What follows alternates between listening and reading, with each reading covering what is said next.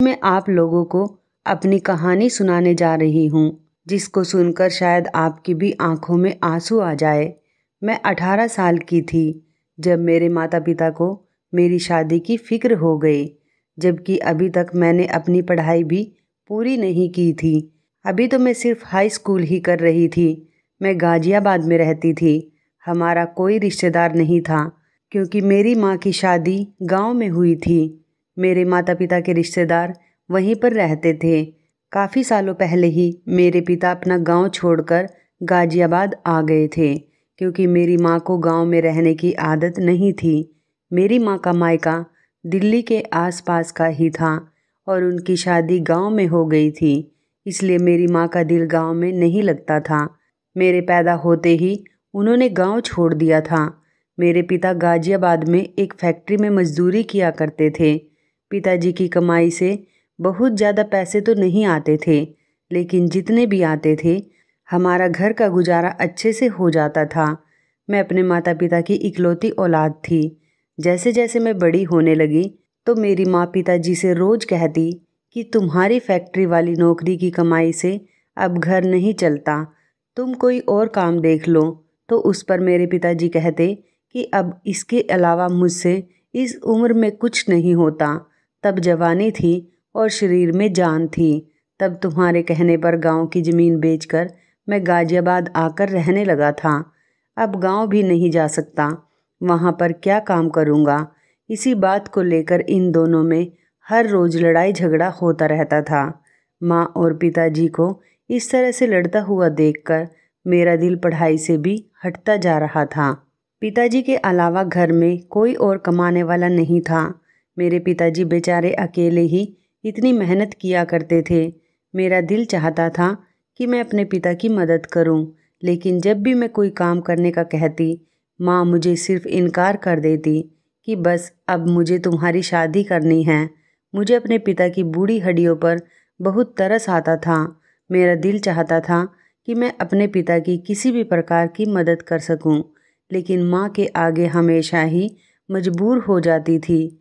हमारे गांव में शादी थी और हमें वहाँ से इनविटेशन आया था। हमारे जितने भी रिश्तेदार थे सारे गांव में ही रहते थे। शादी मेरे बुआ के बेटे की थी, इसलिए वहाँ पर जाना भी ज़रूरी था। हम लोगों ने शादी में जाने की तैयारियाँ शुरू कर दी थी। हमने अपनी पैकिंग भी कर ली थी। माँ पिताजी से कहने लगी कि इस बार गांव चलकर हमें अपनी बेटी डोली का रिश्ता भी तय कर देना है। वहाँ पर जाकर तुम्हें हमारी बेटी के रिश्ते की बात चलानी है। वहाँ जाकर कोई अच्छा रिश्ता मिल जाए तो बात पक्की कर देना। मुझे अपनी माँ की यह बात सुनकर बहुत हैरत हो रही थी। वह खुद तो सारी ज़िंदगी काम छोड़कर शहर में आकर रह रही थी और मेरे लिए वो गांव में रिश्ता ढूंढने जा रही थी। मैं अभी शादी नहीं करना चाहती थी। मैं पढ़ना चाहती थी।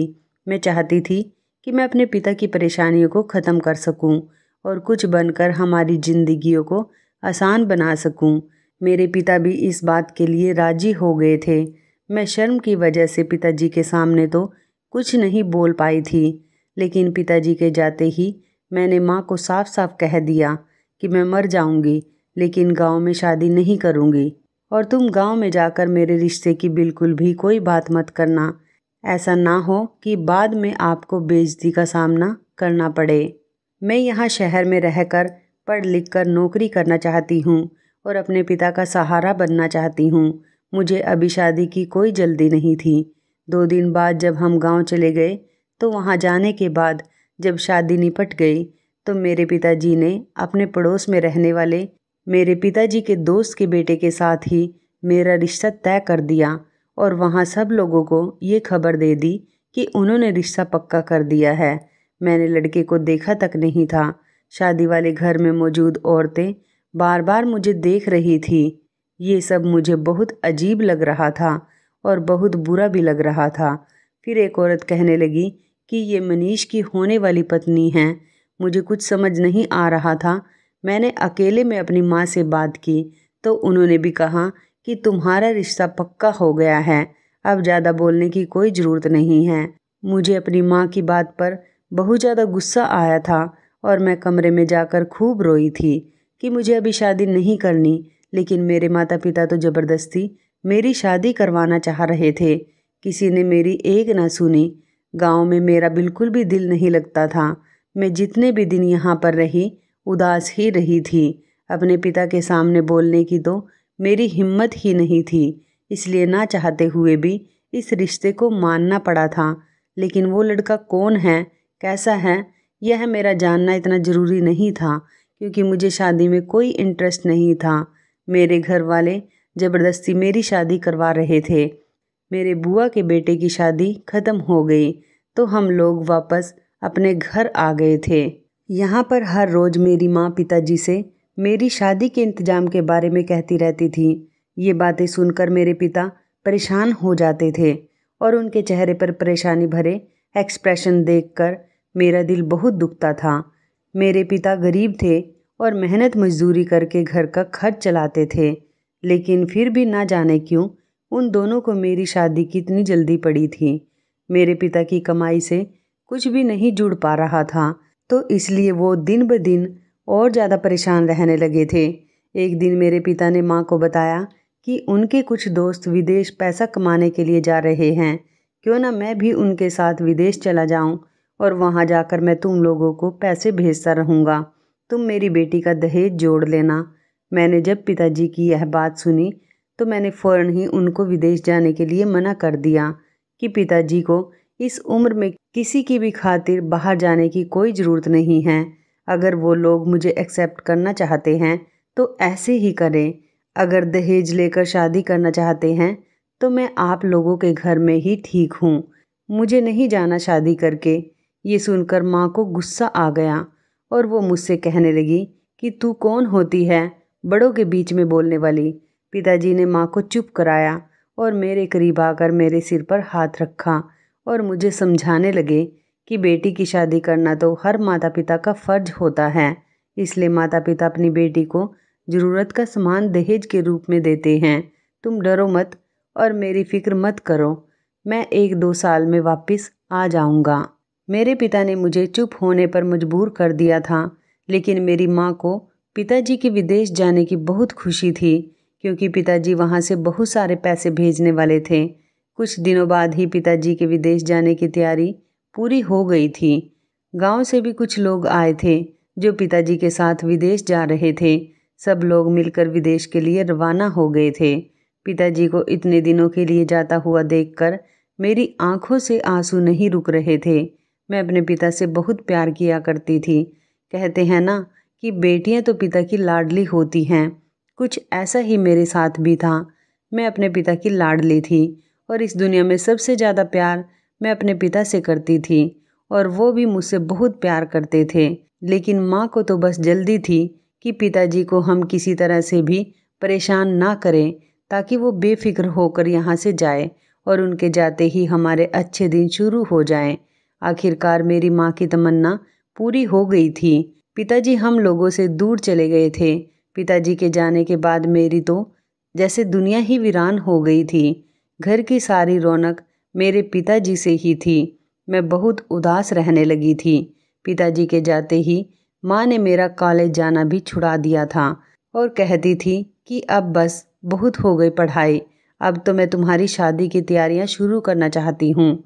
मैं माँ से कहती थी कि माँ, जब तक पिताजी नहीं आ जाते तब तक तो मुझे पढ़ने दो। माँ ने कहा कि तेरे बाप के आने तक कौन रुकेगा, वो जैसे ही पैसे भेजेंगे मैं तेरी शादी की डेट फिक्स कर दूंगी। 2-3 साल तक तो मैं तेरा खर्च नहीं उठा सकती और ना ही मैं तुझे पढ़ा सकती हूँ। मैं माँ से लड़ने लगती थी कि क्या मतलब है मेरा खर्च नहीं उठा सकती, पिताजी के आने तक मैं इस घर से कहीं भी नहीं जाऊंगी। ये मेरे पिता का घर है और किसी के बाप में इतनी हिम्मत नहीं जो मुझे यहाँ से निकाल सके। यह बात सुनकर मेरी माँ को मुझ पर बहुत ज़्यादा गुस्सा आया। उन्होंने मुझे इतना मारा कि 2 दिन तक मेरा शरीर दर्द करता रहा। पिताजी के घर से निकलते ही माँ के तो जैसे पर निकल आए थे। उन्होंने मेरी पढ़ाई भी छुड़वा दी थी और सारे घर का काम मेरे सर पर डाल दिया था। खुद तो बस मोहल्ले के घरों के चक्कर काटती रहती थी, कभी इस घर के तो कभी उस घर के। बस तैयार होकर घर से निकल जाती थी। दोपहर को आकर खाना खा लेती और उसके बाद थोड़ा आराम करने के बाद फिर शाम के टाइम पर पड़ोस के घरों में जाकर बैठ जाया करती थी और मैं सारा सारा दिन घर में अकेलेपन का शिकार होती रहती थी। माँ को घूमने फिरने से ही फुर्सत नहीं थी। घर से लेकर बाहर तक के सारे काम अब मैं करने लगी थी। घर में खाना बनाना और घर में जब खाना बनाने के लिए राशन ख़त्म हो जाता था उसकी जिम्मेदारी भी मुझ पर ही थी। एक दिन मैं घर का सामान लेने के लिए बाजार जा रही थी। एक लड़के की दुकान हमारे गली के नुक्कड़ पर ही थी। उस दुकान पर लड़का बैठा हुआ था। वो लड़का नज़र भरकर मुझे देख रहा था। जैसे ही मेरी नज़र उस पर पड़ी मैंने देखा कि वो मुझे घूर रहा है। उसके बाद मैं जब मार्केट से वापस आई तो तब भी वो मुझे ही देख रहा था। बड़ी मुश्किल से मैंने उससे अपनी नज़रें चुराई और अपना सामान लेकर घर वापस लौट आई थी। वो घर तक मुझ पर नज़र रखे हुए था। मैंने फ़ौरन ही अंदर जाकर गेट बंद कर लिया। जब भी मैं घर से निकलती थी वो मुझे अजीब अजीब नज़रों से देख रहा होता था। उसके बारे में मैं अपनी माँ से भी कुछ नहीं कह सकती थी। माँ तो ये बात सुनते ही मेरा जीना दुश्वार कर देती। तंग आकर मैंने घर से बाहर निकलना तक छोड़ दिया था। वो लड़का जब भी मैं घर से बाहर निकलती थी तो अपनी दुकान पर बैठा हुआ मुझे गौर से देखता था। अब तो आने जाने वाले लोगों को भी शक होने लगा था। एक दिन मैं घर की छत पर खड़ी हुई थी तो उसने मुझे इशारा करते हुए एक कागज़ पर कुछ लिखकर मेरी तरफ फेंक दिया। मैं घबरा गई। मुझे बहुत ज़्यादा डर लग रहा था, लेकिन उस कागज़ को पढ़े बिना मुझे सुकून भी नहीं आ रहा था। मैंने उस कागज़ को उठाकर खोला तो उसने उस कागज़ के थ्रू मुझे प्रपोज किया था। उसमें लिखा हुआ था, मैं कोई बुरा लड़का नहीं हूँ, बस तुम मुझे इतनी पसंद आ गई हो कि दिल के हाथों मजबूर होकर मैंने ये कदम उठाया है। एक बार बात करने का मौका दे दो, फिर तुम जो कहोगी मैं वो करूँगा। मैं तुम्हारी खातिर कुछ भी करने के लिए तैयार हूँ। मैंने सोचा इसे जान छुड़ाने का कोई और अच्छा तरीका नहीं है। मैंने सोचा उसे बता दूंगी कि मेरी एंगेजमेंट हो चुकी है तो उसका दिल खुद ही टूट जाएगा और वो मायूस होकर यहाँ से चला जाएगा और मेरा पीछा भी छोड़ देगा। मैंने एक दिन माँ के घर से निकलते ही मौका पाकर उसे इशारे से घर के अंदर बुला लिया और उसके अंदर आते ही मैंने झट से दरवाजे को अंदर से बंद कर लिया तो वो बुरी तरह से काँप रहा था। मैं लड़की थी लेकिन मुझसे ज़्यादा उसे डर लग रहा था। मैंने उसे रिलैक्स होने को कहा और कहा कि बताओ तुम मुझसे क्या बात करना चाहते हो। तो उसने कहा कि जिस दिन से उसने मुझे देखा है दिल के हाथों मजबूर होकर रह गया है। न दिन को सुकून मिलता है न रात को चैन। रात रात भर इसी इंतज़ार में गुजार देता है कि कब दिन निकले और वो मेरा दीदार कर सके। उसने कहा कि डॉली मुझे गलत मत समझना, मैं तुम्हारा नाम और तुम्हारे बारे में अच्छी तरह से जानता हूँ। मैं कोई धोखेबाज और झूठा इंसान नहीं हूँ, लेकिन मोहब्बत तो मोहब्बत है, हो ही जाती है और जिससे हो जाती है इंसान उसके हाथों मजबूर हो जाता है। मैंने उससे कहा कि तुम मेरे बारे में सब कुछ जानते हो, लेकिन शायद ये नहीं जानते कि मेरा रिश्ता हो चुका है। मेरी शादी मेरे पिता के दोस्त के बेटे के साथ हो रही है और मैं यहाँ से शादी होने के बाद गांव चली जाऊंगी। मेरा ससुराल गांव में ही है। मैं अपने माता पिता की इज्जत का बहुत ख्याल करती हूँ।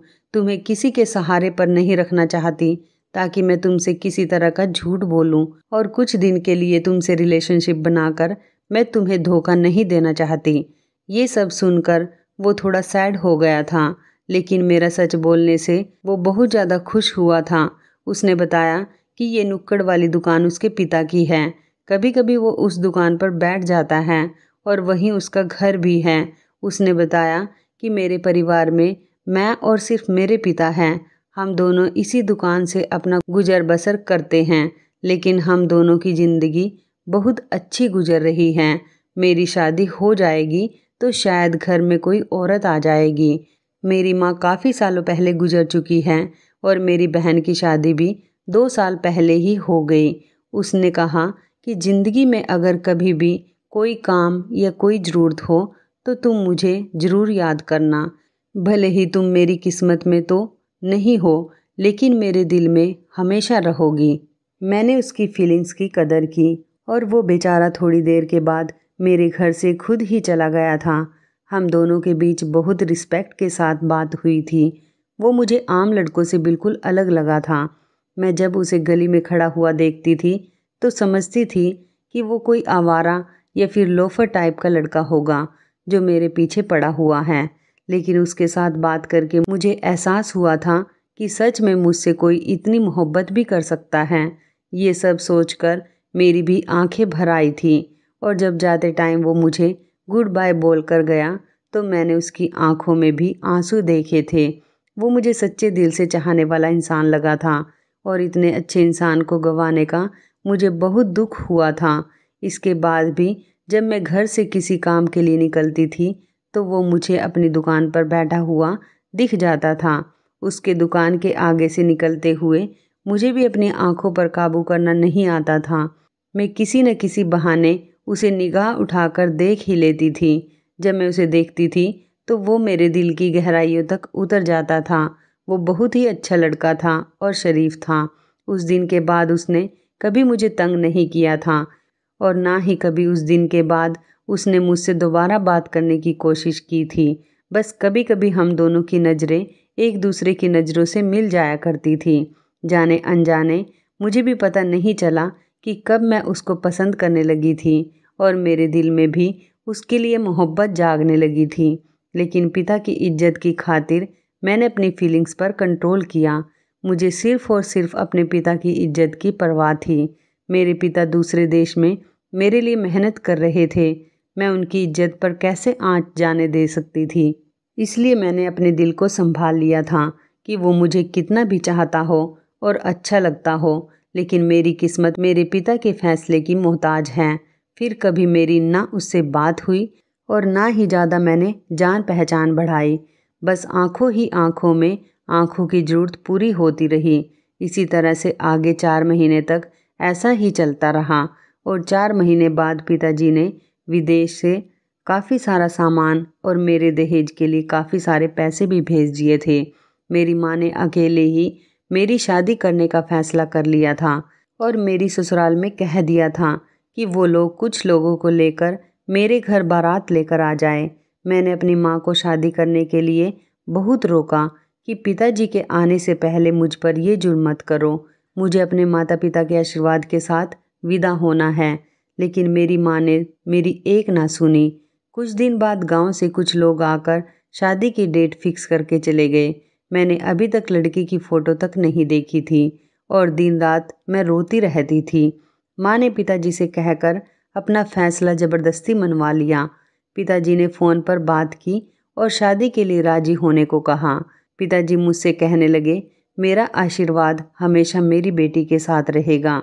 मैं हमेशा अपने पिता की बात के आगे झुक जाती थी और इस बार भी पिताजी के कहने पर मैं चुप ही रही थी और उनकी बात को मैंने मान लिया था। शादी की तैयारी बढ़ती गई। धीरे धीरे मेरा दम घुटने लगा था। कोई भी ऐसा इंसान नहीं था जो मेरी साइड ले सके, जो मुझे तसल्ली देता। मेरी माँ तो बस हर टाइम शॉपिंग करने में ही लगी रहती थी। वो पिताजी की कमाई को दोनों हाथों से लुटाने में लगी हुई थी। कुछ कपड़े मेरी शादी के लिए बनाती तो अपने लिए उससे डबल कपड़े लेकर आती थी। माँ ने पड़ोस में शादी का इनविटेशन भी देना शुरू कर दिया था और उन्हीं औरतों को अपने साथ शॉपिंग पर लेकर जाती थी। मेरी माँ ने मेरी कोई भी ख्वाहिश नहीं पूछी थी कि मुझे क्या पसंद है, मैं क्या ससुराल लेकर जाना चाहती हूँ, कुछ भी नहीं। बस वो मेरे सारे काम अपनी मर्जी से ही कर रही थी। वो बहाने से शॉपिंग पर निकल जाती थी और अपने दोस्तों के साथ होटल में खाना खा कर आती थी। पिताजी का पैसा माँ को बहुत अच्छा लग रहा था। माँ जब अपने दोस्तों पर पैसे खर्च किया करती थी तो उनकी दोस्त माँ को और भी ज़्यादा इज्जत देने लगी थी। माँ इस बात से बहुत खुश हो जाया करती थी। मैं माँ को समझाने लगती तो वो मुझे डांट कर चुप करा देती थी कि तेरे पिता सारी मेहनत सिर्फ तेरे अकेले के लिए ही तो नहीं कर रहे। मैं उनकी पत्नी हूँ, सबसे पहले उनकी कमाई पर मेरा हक बनता है। मेरी माँ ने अपने आप को बुरी तरह से बिगाड़ कर रखा था। उन्हें घर की और अपनी जवान बेटी की कोई चिंता नहीं थी। वो पिताजी की कमाई को अपने पास संभाल कर नहीं रख रही थी, बल्कि बेवजह की चीज़ों में उड़ा दिया करती थी। नए नए कपड़े बनाना, सहेलियों के साथ बाहर घूमने जाना, होटल में खाना खाना, ये सारे शौक़ उन्होंने बना लिए थे। माँ को मोहल्ले की औरतों से अपनी तारीफ़ सुनना बहुत अच्छा लगता था। माँ मुझे भी इसलिए जल्द से जल्द शादी करके यहाँ से भेज देना चाहती थी ताकि वो बेफिक्र होकर आराम से अपनी ज़िंदगी सुकून से गुजार सके। मुझे लगता था जैसे वो मेरी सगी माँ नहीं बल्कि सौतेली माँ है। मैं अंदर से टूट कर रह गई थी। माँ ने थोड़े से कपड़े और थोड़ा सा सामान मेरे दहेज के लिए इकट्ठा कर लिया था। बस वो अपनी जिम्मेदारी से आज़ाद होकर बैठ गई थी। न बेटी को घर का काम सीखने में उसे नसीहत देती थी, न रहन सहन के तरीके सिखाती थी। हमेशा घूमने फिरने और मेकअप करने में लगी रहती थी। पिताजी के जाने के बाद माँ ने अपने आप को और भी ज़्यादा जवान बना लिया था। मेरी शादी की डेट फिक्स हो चुकी थी और धीरे धीरे मेरी शादी के दिन करीब आ रहे थे और मैं हर रोज़ चूल्हे पर जल रही थी। मेरी माँ ने मेरे सारे सपनों को चकनाचूर कर दिया था। मैं पढ़ लिख कर कुछ बनना चाहती थी, लेकिन शादी होने के बाद मेरे सारे शौक़ ख़त्म होने वाले थे। मेरी माँ को ना मेरे आराम का कुछ ख्याल था, ना ही मेरी शादी की कोई ज़्यादा फिक्र थी। माँ कहती थी कि गांव के लोग ज़्यादा मेकअप वगैरह नहीं जानते, इसलिए तू जैसी है वैसी ही ठीक है। तुझे कुछ भी करने की कोई ज़रूरत नहीं है। वैसे भी तू खूबसूरत है। तेरे पति ने तुझे ऐसे ही पसंद कर लिया है। ये सब सुनकर मेरा दिल टूट जाता था कि जब उनको किसी बात का पता ही नहीं है तो मेरा रिश्ता गांव में क्यों किया था। कभी कभी तो मेरा दिल चाहता था कि मैं रितेश के साथ भाग जाऊं। रितेश जो मुझसे बहुत प्यार करता था, लेकिन पिताजी का ख्याल हर टाइम मुझे रोक लेता था। शादी से पहले मैं आखिरी बार रितेश से मिलकर उसके साथ बातें करके अपने दिल का सारा बोझ उतारना चाहती थी, क्योंकि मुझे लगता था अकेला दुनिया में वही एक ऐसा इंसान है जिसे मेरी परवाह है, जिसके लिए हर चीज़ से बढ़कर सिर्फ मैं हूँ। एक दिन माँ के घर से जाने के बाद मैं भी घर में लॉक लगाकर चुपचाप रितेश की दुकान पर चली गई और मैं उसकी दुकान पर चढ़ गई थी। मुझे देखकर वो फ़ौरन उठकर खड़ा हो गया था। वो मुझे देखकर बहुत खुश हुआ था। उसके चेहरे की खुशी साफ बता रही थी कि वो मुझसे कितनी मोहब्बत करता है।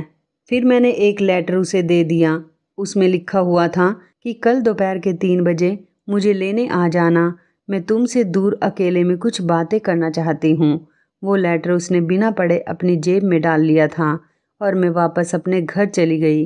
रोज़ माँ 3 बजे अपने दोस्तों के साथ कहीं न कहीं जाया करती थी। माँ घर से चली गई थी और मैं अकेली थी, इसलिए दिल के सारे बोझ उतारना चाहती थी। वो चली गई तो अगले दिन जब उनके साथ ही मैंने घर के दरवाजे को अंदर से बंद कर लिया ताकि उन्हें लगे कि मैं घर के अंदर ही हूँ। जैसे ही 3 बजे रितेश अपनी बाइक के साथ गली में मौजूद था। मेरी नज़र उस पर पड़ी तो मैं मुस्कुरा दी। सामने वो भी मुझे देखकर मुस्कुरा रहा था। माँ तो घर से जा चुकी थी। अब मेरे पास अच्छा बहाना था। मैंने रितेश को इशारा करके रुकने के लिए कहा और अपने फेस को दुपट्टे से अच्छी तरह से कवर कर लिया था ताकि मुझे कोई पहचान ना सके। वैसे भी माँ को तो अब शाम के टाइम ही वापस आना था। मुझे डर था कि कहीं कोई मुझे उसके साथ पहचान ना ले, इसलिए मुझे अपना चेहरा छुपाना ज़रूरी था। मैं थोड़ी दूर पैदल चलकर जाने के बाद उसके साथ बाइक पर बैठ गई। ज़िंदगी में पहली बार मैं किसी अनजान लड़के के साथ बाइक पर बैठी थी। उसने बाइक स्टार्ट करते टाइम मुझसे संभल कर बैठने को कहा और मैंने अपना एक हाथ उसके कंधे पर रख लिया था। वो बहुत खुश हो गया था और फिर हम बहुत दूर तक चलते जा रहे थे। थोड़ी देर के बाद उसने बाइक एक रेस्टोरेंट के सामने रोक दी। उसके बाद हम रेस्टोरेंट के अंदर चले गए। वहाँ पर काफ़ी सारे लोग बैठे हुए थे, लेकिन कोई भी हमें नहीं जानता था। हम दोनों एक कोने की जगह पर चेयर पर बैठ गए और रितेश ने 2 कोल्ड ड्रिंक ऑर्डर कर दी। काफ़ी देर तक तो हम दोनों खामोशी से बैठे रहे। ना हम दोनों में कोई रिश्ता था, ना ही किसी तरह के रिश्ते की कोई उम्मीद थी, लेकिन फिर भी हम दोनों साथ निकल आए थे क्योंकि कुछ भी नहीं था, लेकिन दोनों के दिलों में मोहब्बत फिर भी थी। वेटर भी इतनी देर में कोल्ड ड्रिंक लेकर आ गया था। रितेश ने मुझसे कहा कि अगर तुम कुछ और खाना चाहती हो तो मैं तुम्हारे लिए ऑर्डर कर देता हूँ। मैंने कहा नहीं, मैं कुछ नहीं खाना चाहती। हम दोनों की बात इसी तरह से शुरू हुई थी। मैंने कहा कि रितेश, शायद ये इस तरह से आज हमारी पहली और आखिरी मुलाकात होगी और फिर 4 दिन बाद मैं हमेशा के लिए किसी और की बन जाऊंगी। लेकिन इससे पहले मैं अपने दिल का बोझ उतारना चाहती थी और तुम्हें सच्चाई बताना चाहती थी कि तुम्हारी मोहब्बत सिर्फ एक तरफा नहीं है। रितेश, तुम्हारी मोहब्बत में इतनी ताकत थी कि मैं भी तुमसे मोहब्बत करने पर मजबूर हो गई हूँ। लेकिन किस्मत ऐसी है कि तुम मेरी ज़िंदगी में मेरा रिश्ता हो जाने के बाद आए हो। अगर तुम पहले आ जाते तो मैं सारी दुनिया से लड़कर भी तुम्हारे अलावा किसी से रिश्ता नहीं जोड़ती। लेकिन अब मैं क्या करूं?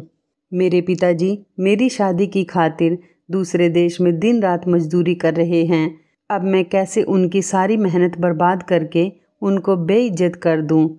क्योंकि वो अपने गांव में ज़बान देकर आए हैं।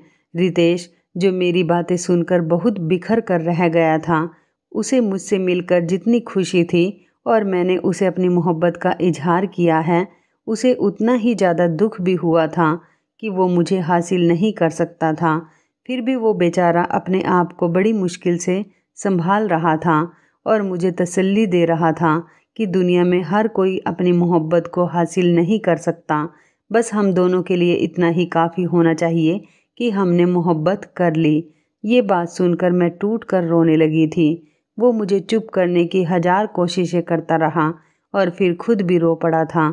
उस दिन हमने ज़िंदगी की बहुत सारी बातें एक दूसरे से शेयर की थी और इस वादे पर एक दूसरे से अलग हुए थे कि ज़िंदगी में अगर कभी भी हम दोनों को एक दूसरे की ज़रूरत पड़ी तो कहने से कभी भी नहीं घबराएंगे। उसने मुझसे कहा कि जितना भी वक्त गुजर जाए, हमेशा तुम्हारी ज़रूरत मेरी पहली जिम्मेदारी होगी। कुछ दुख, कुछ हंसी, कुछ मजाक की बातें करते हम दोनों ने वो दिन बहुत अच्छी तरीके से गुजारा था। वहीं रेस्टोरेंट में बैठकर हम दोनों ने खाना भी खाया था और फिर वो मुझे घर छोड़ने आया था।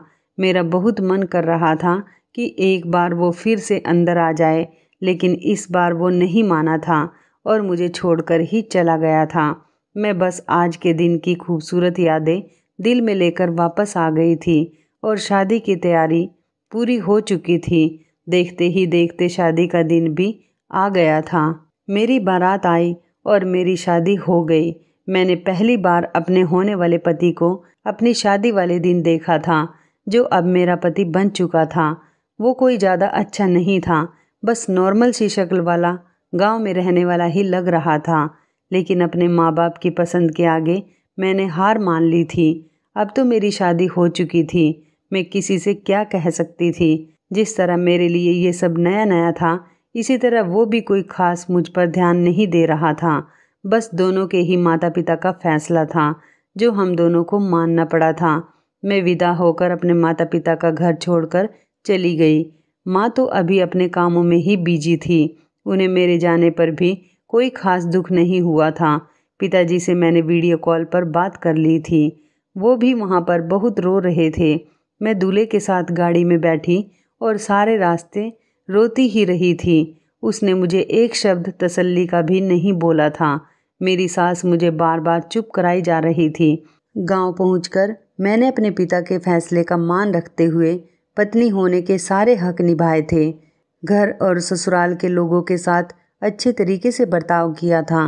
मुझे ऐसी ज़िंदगी की आदत तो नहीं थी, लेकिन फिर भी खुद को ससुराल वालों की आदत में ढालने की कोशिश कर रही थी। मेरे पति को मुझ में कोई ख़ास इंटरेस्ट नहीं था। मैं भी उसी में खुश थी कि बस वो मुझे इज्जत देता रहे। लेकिन कुछ दिन बाद ही उसकी हकीकत भी खुलकर मेरे सामने आ गई थी। वो रात को काफ़ी टाइम तक लड़कियों के साथ बातें करता रहता था। वो मुझे इतना हक जताने ही नहीं देता था कि उसके साथ लड़ती या उसको इस गलत काम के लिए रोकती। उसे मेरी कोई परवाह ही नहीं थी। बस घर वालों ने ही मुझे घर का हिस्सा बना लिया था।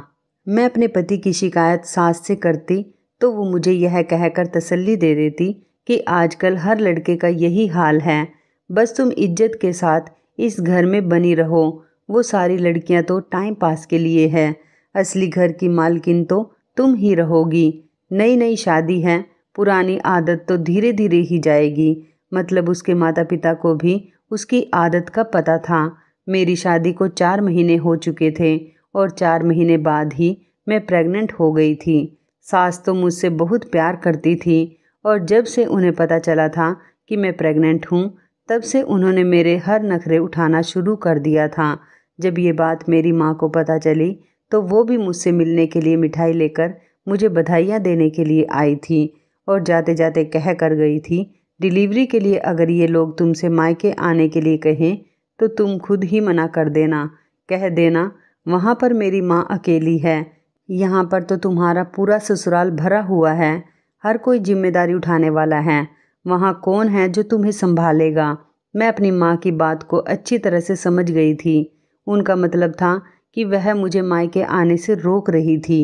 मैं जो शादी के बाद से सब्र के घूंट पी रही थी, ये भी चुपचाप बर्दाश्त कर गई। प्रेगनेंसी के दिनों में मेरे पति ने मुझ पर थोड़ा बहुत ध्यान देना शुरू कर दिया था। वो भी ख्याल रखता था। अब मेरे सामने फ़ोन भी नहीं करता था ताकि मुझे दुख ना पहुँचे। मैं उसकी इसी बात से खुश हो गई थी। महीने गुजरने लगे तो सास बहुत सारी तैयारियां करने लगी थी। फिर मेरी सास ने वही बात कह दी थी जिसका मुझे डर था। मेरी सास ने कहा कि डिलीवरी के लिए हम तुम्हें शहर लेकर चले जाएंगे। तो मुझे अपनी माँ की कही हुई बात याद आ गई थी। मैंने अपनी सास को रोक लिया और उनसे कहा कि गांव की बाकी औरतों की तरह मैं भी घर में ही डिलीवरी करवाना चाहती हूँ।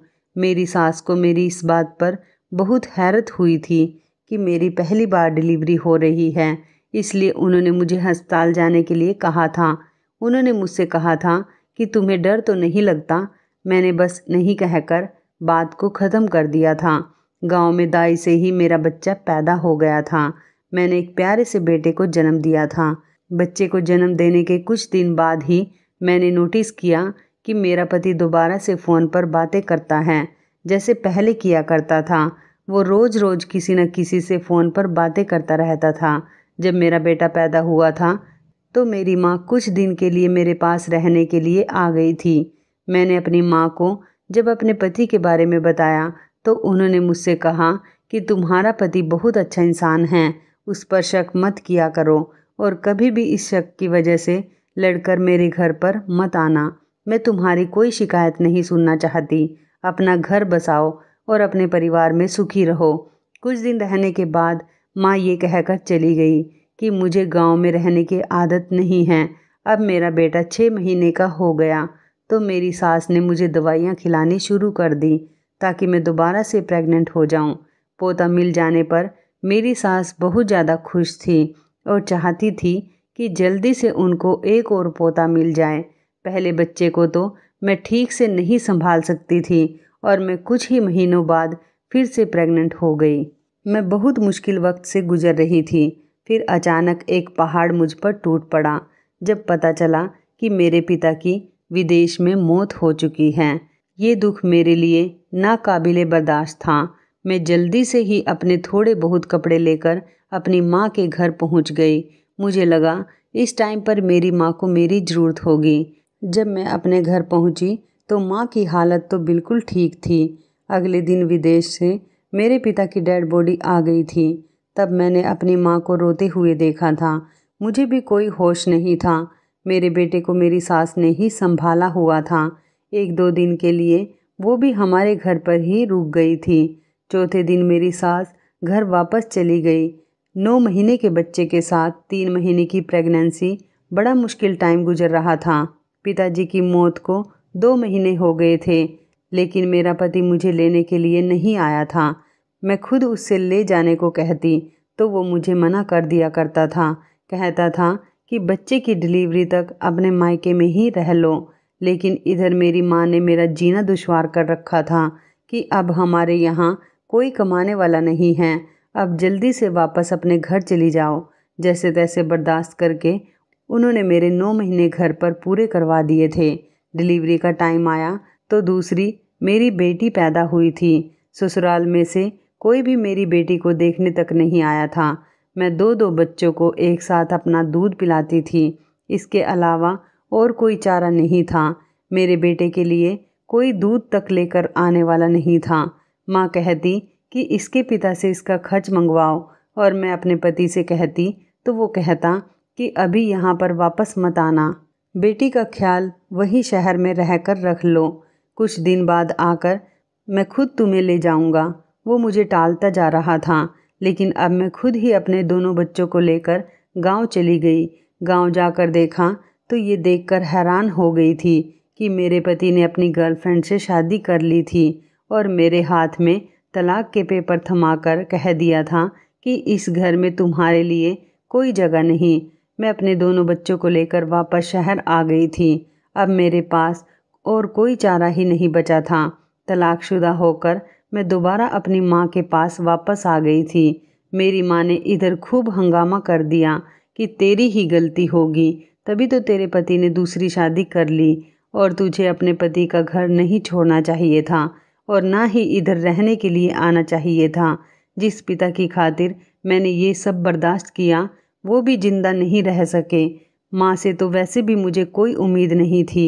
उन्होंने मुझे घर से निकालने की कोशिश की तो मैंने अपने पिता की जायदाद से हिस्सा मांगने की बात कर दी, जिससे मेरी माँ बुरी तरह से डर गई थी। तब जाकर उनकी जुबान बंद हुई थी। मुझे पढ़ाई तक पूरी नहीं करने दी थी। अगर मैं पढ़ी लिखी होती तो कोई जॉब भी कर लेती। अपने बच्चों के सो जाने के बाद नौकरी की तलाश करने के लिए घर से निकल जाती थी, लेकिन मुझे कहीं भी नौकरी ना मिली। फिर एक दिन नौकरी की तलाश में मैं एक फैक्ट्री में जा पहुंची। वहां पर मैंने नौकरी के लिए पूछा, लेकिन उन्होंने कहा कि यहाँ पर रात को देखभाल और थोड़ी बहुत साफ सफाई करने के लिए एक लड़के की ज़रूरत है और रात को यहाँ सिर्फ आदमी ही ड्यूटी पर रहते हैं। एक लड़की होने के कारण मुझे ये नौकरी भी ना मिल पाई और फिर अगले दिन मैंने ये नौकरी पाने का तरीका ढूंढ लिया। मैं लड़का बनकर अगले दिन उस फैक्ट्री में नौकरी के लिए पूछने गई। तब उन्होंने मुझे काम पर लगा लिया। इस तरह से मैंने बहुत सारे धक्के खाए, तब जाकर मुझे नौकरी मिली थी। मुझे एक बड़ी सी फैक्ट्री में साफ सफाई और देख रेख करने की नौकरी मिल गई थी। मुझे यही नौकरी मिल सकती थी क्योंकि मैं इतनी ज़्यादा पढ़ी लिखी नहीं थी कि मुझे कोई अच्छी नौकरी मिल सकती। वहाँ पर नौकरी करते हुए मुझे 3 महीने गुजर गए थे। मैं अपने बच्चों को माँ के हवाले करके आ जाती थी।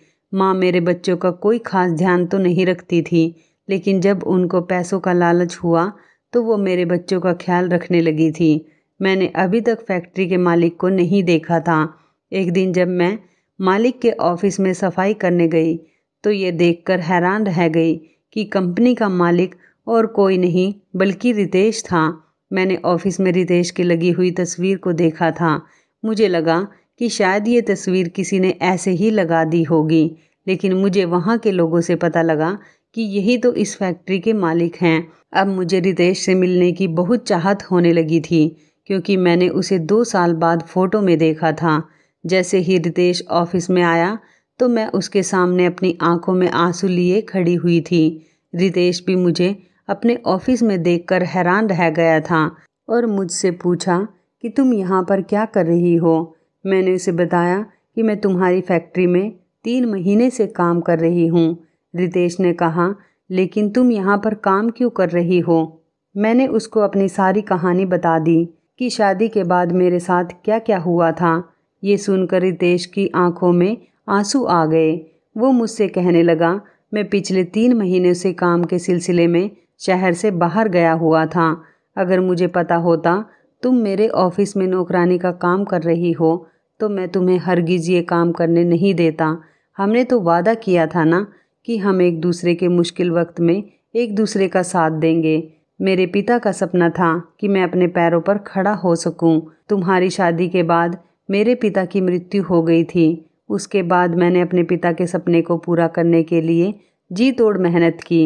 नौकरी की तलाश के लिए जगह जगह धक्के खाए।